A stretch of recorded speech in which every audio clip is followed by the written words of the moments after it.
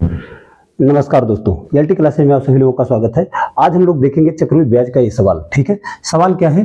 कोई धनराशि चक्रवृद्धि ब्याज की दर से 2 वर्षों में 8,000 रुपये और 5 वर्ष में 27,000 रुपये हो जाती है, तो मूलधन बताओ। यहाँ पर आपसे मेरे भाई दर भी पूछा जा सकता है, तो दोनों चीजों को हम लोग देखेंगे। सबसे पहली बात तो 2 वर्ष में कितना हुआ मेरे भाई? 8,000 रुपये, और 5 वर्ष में कितना हुआ? 27,000 रुपये। तो इन दोनों में अगर हम लोग देखें तो कितने वर्ष का गैप हो रहा है?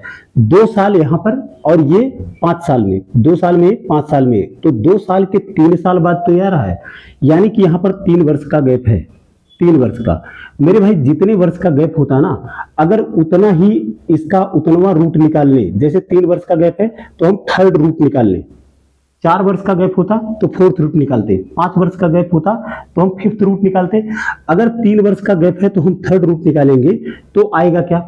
जो अनुपात आएगा इसका ना, उसी अनुपात में हर साल वो बढ़ता है। ठीक है, तो यहां पर देखना, इसका 8,000 का थर्ड रूट क्या होगा? 20 होगा मेरे भाई। 27,000 का कितना होगा? 30 होगा। अब इन दोनों में अनुपात कितने का बना? 2 से 3।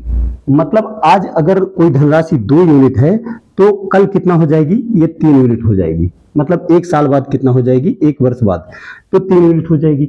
अब इस क्रम में अगर हम लोग देखें तो मान लेते हैं मूलधन x है।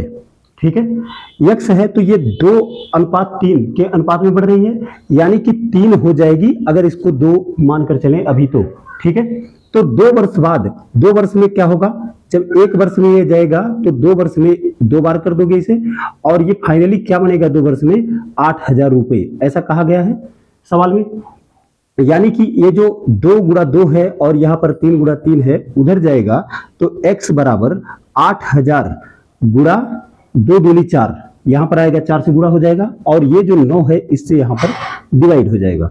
अब यहाँ पर देखेंगे आप तो 8,000 गुणा 4 करोगे आप तो 32,000 होगा।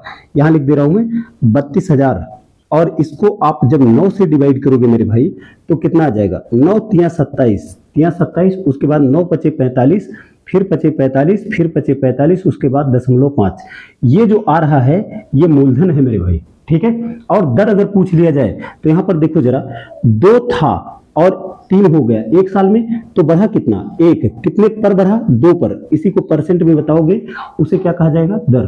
तो परसेंट में इसे कैसे कन्वर्ट करोगे? गुणे 5 गुणे 100 और यहाँ पर परसेंट, तो इस 2 से इसे कैंसिल करोगे, आ जाएगा 50%। ये आपका दर है और ये आपका मूलधन है। इसी के साथ ही वीडियो समाप्त होता है मेरे भाई। जय हिंद।